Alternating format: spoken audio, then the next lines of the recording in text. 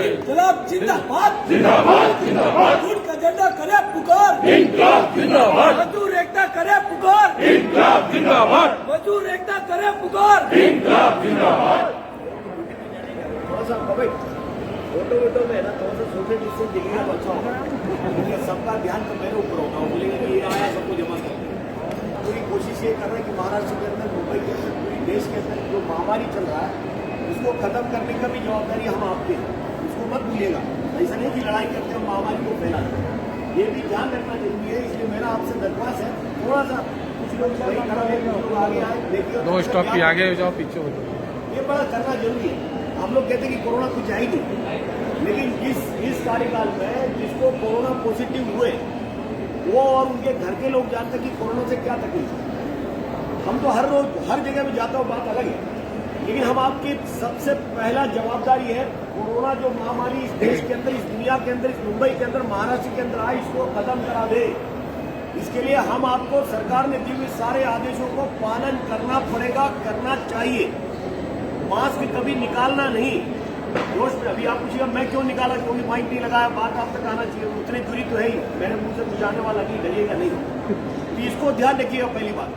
दूसरी बात, कमेंट हमीद अंसारी है, कमेंट जॉन है, कमेंट संदीप है, बहुत सारे बात आप लोगों ने किए। मैं फिर से बात करके आपको बोर नहीं कराना चाहता। ये केवल बोनस के ही विषय नहीं है। अभी लोग कहते हैं कि वी वांट बोनस, बोनस हमारा अधिकार है। ये केवल बोनस का सवाल नहीं है। 1974 साल में जॉर्ज फर्नांडिस जी के नेतृत्व में इस भारत रेल के अंदर जो ऐतिहासिक हड़ताल 28 दिन के किए थे, उस समय में जो मई 1 तारीख 1974 साल में जो नेशनल रेलवे मजदूर यूनियन की महामंत्री थे मलगी, ये शहीद हुआ था। इनको पहले पुलिस वाले ने अरेस्ट किए थे, जेल के अंदर उनके जान गया था। मैं आपको कहना चाहता हूँ, हमारे यूनियन की अपनी इतिहास है। ये सब करने के बाद 1979 से बोनस शुरू हुआ। कहानियों में मैं नहीं जाना चाहता, लेकिन आज बोनस नहीं दे रहा। क्यों? क्योंकि कमाई नहीं हो रहा। क्यों नहीं कमाई हुआ? पिछले साल में काम किए ना।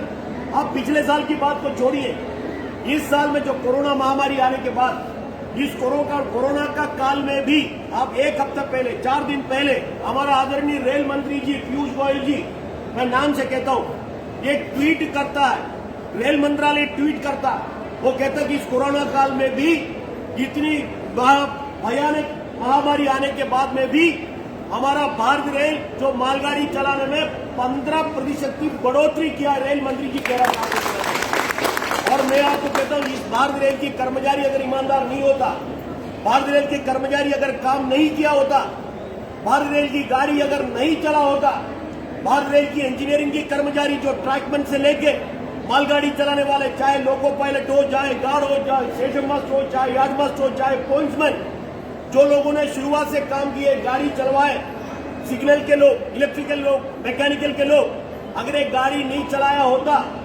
देश के अंदर ये स्थिति जो दिख रहा है नहीं दिखता। मैं आपको कहता हूं, समय पर एक जगह से दूसरे जगह पे किसी ने दवा पहुंचाया, ये भारत रेल के कर्मचारियों ने, गाड़ियों ने पहुंचाने के काम किए। एक जगह से दूसरे जगह तक अनाज किसी ने पहुंचाया, एक भारत रेल की गाड़ियों ने, भारत रेल की कर्मचारियों की ईमानदारी से पहुंचा। मैं आपको कहता हूं, इतने सारे समझदारी होने के बाद में भी छोटा सा कौन सा बोनस है? बोनस मतलब कौन सा आपको बड़ा चीज देने वाला?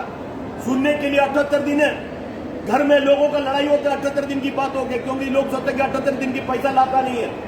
हमारे सीलिंग है, वो भी देने को तैयार नहीं है। ये हमारा अधिकार है।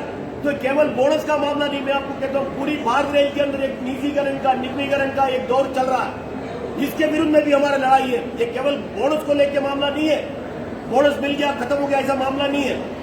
नहीं तो आने वाले दिनों में यही station, CSMT station, Indian railway station development corporation के जरिए किसी प्राइवेट पार्टी अंबानी अडानी लेगा, और अडानी अंबानी लेने के बाद आज इस स्टेशन के अंदर उसके साथ में एग्रीमेंट क्या कौन है, कोई कह नहीं रहा, रेल मंत्रालय नहीं कह रहा, या हमारा मध्य रेल की पीआरओ नहीं कह रहा। उनको पूछना चाहिए, अगर आईआरएसडीसी के जरिए अगर सीएसएमटी स्टेशन अगर कोई अडानी लेगा, अंबानी लेगा, अगर कोई ले लेगा, इस जो स्टेशन के अंदर काम करने वाला कर्मचारी रहेगा क्या, यह सवाल है। हमारा टिकट चेकिंग स्टाफ रहेगा क्या, यह सवाल है। हमारा कॉमर्शियल के लोग, कोचिंग के लोग, लगेज के लोग, पार्सल के लोग रहेगा क्या, यह सवाल है। हमारा जो हाउसकीपिंग के लोग, क्लीनिंग करने वाला लोग रहेगा क्या, यह सवाल है। हमारा सिक्योरिटी विभाग के आरपीएफ के लोग रहेगा क्या, एक सवाल है। हमारा जो जीआरपी के लोग, स्टेट वर्सेस सेंट्रल के साथ में जो काम करने वाला जीआरपी के लोग इस स्टेशन में रहेगा क्या, यह सवाल है। मैं आपसे कहता हूं, नहीं रहेगा, केवल स्टेशन मैनेजर रहेगा। शायद उनको संभालने के लिए कोई पॉइंट्समैन हो सकता, गाड़ी ले आने वाला ड्राइवर हो सकता, ले जाने वाला गार्ड हो सकता, लेकिन इसके अलावा कोई कर्मचारी IRSTC के जरिए जब स्टेशन कोई ठेका वाला लेगा तब वहां कोई रेल की कर्मचारी नहीं होगा। ये संभालने की जरूरत है। मैं आपको कहता हूं ऐसे बहुत सारे कॉर्पोरेशनों के बारे में मैं बात कर सकता हूं, लेकिन उसमें नहीं जाना चाहता। आपको ये समझ में आना चाहिए, एक जमाने में शायद आपको याद होगा हमारा भूतपूर्व प्रधानमंत्री अटल बिहारी वाजपेयी साहब के समय में यही हमारे रिजर्वेशन के सामने SPS जैन जनरल मैनेजर थे। हम लोगों ने यूनियन ने एक धरना किया था। उस समय की इश्यू क्या था? उस समय की इश्यू क्या था? जो PRS है, जो रिजर्वेशन करने वाला जो कर्मचारी है, जो रिजर्वेशन करने का जो काउंटर है, उस समय में LK अडवाणी साहब डिप्टी प्राइम मिनिस्टर थे। उन्होंने एक आदेश, सरकार ने एक आदेश जारी किया था, इसको प्राइवेट पार्टी को लिंक दिया जा रहा है। उसके विरुद्ध में नेशनल रेलवे मजदूरों की भूतपूर्व महामंत्री कॉमरेड PR मेनन के नेतृत्व में 2 दिन यहाँ इसी DRM के सामने, PRS के सामने हम लोगों ने धरना किए। उस समय भारत सरकार ने क्या कहा? आपको कोई चिंता करने की जरूरत नहीं, ये कोई प्राइवेट पार्टी को नहीं, ये IRCTC को दिया जाएगा, इंडियन रेलवे कैटरिंग कॉर्पोरेशन को दिया जाएगा, ये कहा गया। आज इंडियन रेलवे कैटरिंग कॉर्पोरेशन की क्या स्थिति है? इंडियन रेलवे कैटरिंग कॉर्पोरेशन को भी ये प्राइवेट करने जा रहा है, ठेके में देने जा रहा है। साथियों, मैं आपको कहना चाहता हूँ, आपको बुलेट ट्रेन की बात सुनाया जाता है। अभी बुलेट ट्रेन की बात आ रहा है। हमारा DDFL डेडिकेटेड फ्रेट कॉरिडोर, जहां मालगाड़ी केवल उसी रास्ते से चला जाएगा, उसी पटरी के अंदर चला जाएगा। पूरा देश भर के पैसा, यानी कि पूरा इंफ्रास्ट्रक्चर, पटरी लगाने से लेके, जमीन खरीदने से लेके, पूरा का पूरा सिग्नल की खंबा लगाने से लेके, सिग्नल लगाने से लेके, OIC की खंबा लगाने से लेके, पूरा इलेक्ट्रिसिटी से लेके सारे के सारा इंफ्रास्ट्रक्चर कौन प्रोवाइड करेगा? भारतीय रेल प्रोवाइड करेगा, भारत सरकार प्रोवाइड करेगा। यानी कि हम आपके पैसे, जो आपके टैक्स कट रहा, जो हमारी टैक्स कट रहा, जो गरीब जनता की टैक्स कट रहा, उस पैसे से सरकार बना देगा। और सरकार बनाने के बाद रेल मंत्रालय में बैठे हुए लोग कहता है 109 गाड़ी, 109 रूट पे 151 गाड़ी हम प्राइवेटाइज करेंगे। हम 130 किलोमीटर की अधिक स्पीड पे चलने वाली गाड़ियों में केवल AC कोचेस लगाया जाएगा। इस तरीके के बेवकूफ जैसी बात करने वालों को सिर्फ अपनी लाल झंडे का ही भाषा समझ में आएगा। अगर ये गरीबों को तकलीफ देने वाली कोई बात करेगा, रेल कर्मचारियों के ऊपर कोई तकलीफ देने वाली बात होगी, रेल को बंद कराने की बात होगी, कोई निगमीकरण की बात करने की बात होगी, कोई निजीकरण की बात करने की बात होगी, तो गाड़ी खड़ा करना करेगा। उसको ताकत रखने वाला नेशनल रेल।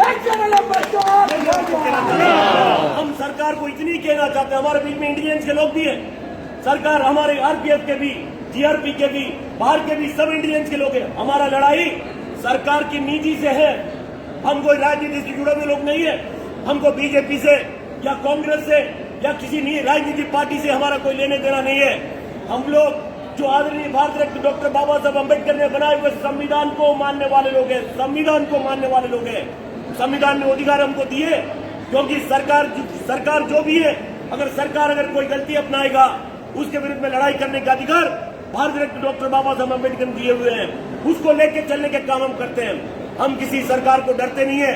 हमारा बुजुर्ग लोगों ने 1974 साल के ऐतिहासिक हड़ताल के समय में बहुत सारे लोग शहीद हुए, बहुत सारे कर्मचारी नौकरी से बाहर गए, लेकिन वो सब होने के बाद मिले हुए अधिकार, बोनस, मिले हुए अधिकार आज हम लोग जो खुला करके, जो काम करके, थोड़ा सा तंगा बढ़ा के, अच्छे तंगे के साथ में काम करने के काम किसी ने करके दिए, तो ये लाल झंडे की यूनियनों ने करके दिया। मैं कहता हूँ, मैं ज्यादा समय नहीं लेते हुए, हमारा अंदरूनी ये फैसला दिल्ली के अंदर ऑल इंडिया रेलवे फेडरेशन की स्टैंडिंग कमेटी के अंदर आदरणीय महामंत्री कॉमरेड शिवकुमार मिश्रा जी ने दिए। अगर 20 तारीख को आप बोनस डे बनाइए, मध्य रेल के अंदर, कोंकण रेल के अंदर, जगह जगहों में हम लोगों ने इसकी तीव्र निषेध करने का काम किया। बोनस हमको मिलना चाहिए, सब जगह में हम लोग खड़ा होने का काम हुआ। आज शाम तक होगी। अगर 21 तारीख को कल कैबिनेट की मीटिंग है, अगर कैबिनेट की मीटिंग के अंदर बोनस का फैसला अगर नहीं होगा, दिल्ली के आदेश की केवल जरूरत है, दिल्ली की आदेश, क्योंकि मध्य रेल की मामला नहीं है। मध्य रेल की मामला होता तो मैं कल तक इंतजार नहीं करता, आज ही बंद करता। मैं आपको कहता हूँ, ये भी आपको बात है। लेकिन मैं आपको कहता हूँ, अगर 21 तारीख को अगर पार्लियामेंट से, अगर हमारे कैबिनेट से अगर अप्रूवल नहीं हुआ, हमारा ऑल इंडिया रेलवे फेडरेशन की महामंत्री का केवल एक आदेश आएगा, 22 तारीख को मध्य रेल ठप होगा, 2 घंटा ठप होगा। ये मैं आपको कहना चाहता हूँ, ठप होगा। इसके मतलब अभी अमित भाई बड़ा जोश में बात करता है, ये अकाउंट्स की कर्मचारी है, तो ये सोचेगा कि एनआरएम की महामंत्री ने वो बोला कि ठप होना, तो अपन गाड़ी के सामने जाके खड़ा हो जाएंगे, कोई जरूरत नहीं। आप गाड़ी के सामने मत जाइएगा। ठप होने का मतलब रेल के अंदर रेलगाड़ियों को बंद करने का मतलब रेल को चलाने वाला चाहे ड्राइवर हो, लोको पायलट हो, गार्ड हो, स्टेशन मैनेजर हो, पोइंट्समैन हो, या हमारे एसएनडी की कर्मचारी हो, इलेक्ट्रिकल की कर्मचारी हो, टीडी की हो, मैकेनिकल की हो, कारखाने के हो, कार शेड के हो, या मिनिस्ट्रियल की हो, अकाउंट्स की हो, कमर्शियल की हो, किसी भी प्रकार की कर्मचारी काम पे नहीं जाएगा, उसकी मतलब रेल ठप होना। अगर मैं ड्राइवर हूँ, कॉमेट जॉन लोको पायलट है, कॉमेट भोसले लोको पायलट है, या हमारा भलाना साथी गार्ड है, अगर वो काम नहीं करेगा, बंदूक से गाड़ी नहीं चलने वाला। मैं आपको कहता हूँ, बंदूक से गाड़ी नहीं चलेगी, चलाने के लिए लोको पायलट लगेगा, चलाने के लिए सिग्नल लगेगा। अगर सिग्नल डिपार्टमेंट के लोग अगर नहीं दिए, सिग्नल नहीं मिले, लाल में कोई गाड़ी चलने वाला नहीं, मैं कहता हूँ तो आपको चिंता करने की जरूरत नहीं। जो आदेश के ऊपर आप लोग काम करेगा ये मानते हुए, ज्यादा समय नहीं लेते हुए, लेकिन हमारा आसिफ अली भाई जो नागपुर से सीटीआई है, अभी तुरंत गाड़ी लिया, हाथ ऊपर कर रहा हूं, फिर भी वो आके खड़े। पर टीएमडब्ल्यू के लोग का किसी काम का सीडब्ल्यू के पास आए तो वो भी हमारे बीच में खड़े हैं। तो आप लोग सोचता है कि आज बोनस डे तो सीटीआई इधर क्यों है, ब्रांच के सेक्रेटरी है, लेकिन वहां भी काम जबरदस्त हो रहा है। उनसे बात की है, ऐसे कुछ नहीं है। चलते फिरते गाड़ियों का काम भी चलना चाहिए। हमारा जो यूनियन के जो आदेश है उसके ऊपर जो हमारा विरोध प्रदर्शन है वो भी होना चाहिए। दोनों साथ साथ में हो रहा है, वही इसकी खूबसूरती मैं आपको कहता हूँ। ज्यादा समय नहीं लेते हुए, कम समय में जिस हिसाब से आप लोग आकर इस कार्यक्रमों को सफल बनाए, इसलिए आपको धन्यवाद देते हुए आगे आने वाले दिनों में यानी कि 21-22 तारीख को अगर करना पड़ा, आदेश और समय हम आपको बताएंगे, उसके अनुसार में हम लोग खड़ा करने के काम करेगा। दिल्ली के आदेश की इंतजार है और टाइम फैसला करके हम लोग करेंगे। तो कल शाम तक आप लोग इंतजार करिएगा, उसके बाद में बताया जाएगा हमको 22 को क्या करना है। इतने कहते हुए आप लोगों को और एक बार शुभकामनाएं देते हुए, साथ साथ में आप सभी से हाथ जोड़ के विनती करते हुए, 22 कोरोना महामारी को हमको खत्म करना है, उसको आपको सहयोग करना पड़ेगा, आपको मास्क पहनना पड़ेगा, आपको हाथ धोना पड़ेगा, आपको सैनिटाइजर इस्तेमाल करना पड़ेगा। ये सारे सरकार ने दिए हुए आदेशों को पालन करते हुए इस महामारी को हम लोग हराएंगे। शपथ लेना भी जरूरी है। साथ साथ में और भी एक शपथ आप लीजिएगा, इस महामारी को खत्म करके बाहर निकलेगा। इस यूनियन को इतनी ताकतवर बनाइए क्योंकि फिर कोई सरकार कोई हिम्मत न करे कोई निगमीकरण और निजीकरण की बात करने की। ये भी आप लोग सोचना चाहिए। ये अगर नहीं करोगे तो महामारी खत्म होकर जब बाहर निकलेगा तो भारतीय रेल नहीं रहेगा, अडानी रेल होगा, अंबानी रेल होगा। अगर ये नहीं चाहता होगा, मैं मानता हूं कि आप इस यूनियन की ताकत को बढ़ाएगा। इतनी कहते हुए आप लोगों ने इसको खूबसूरत तरीके से इसको बनाने का काम किया, इसलिए आपको धन्यवाद देते हुए मेरा भाषण समाप्त करता हूं। धन्यवाद। इंकलाब जिंदाबाद। लाल सलाम।